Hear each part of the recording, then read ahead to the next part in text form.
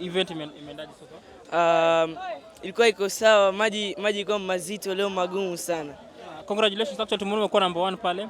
Otherwise ume have the experience, umebambika na the experience leo.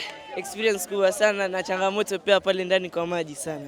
So kama swimmer, are you in future maybe unataka kuwa professional swimmer ama sasa wewe ni professional swimmer?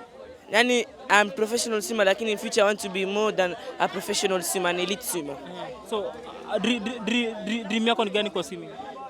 Nifike Commonwealth kisha niende Olympics.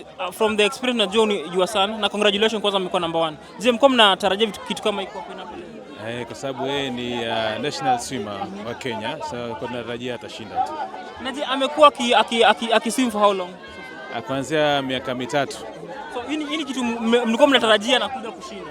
Na je, tukiendelea kwa swimming, mna expect nini in the future? Na future ataenda Olympics sababu yeye anawakilisha Kenya kwenye nje, pia anasafiri na timu ya Kenya kuswim pia.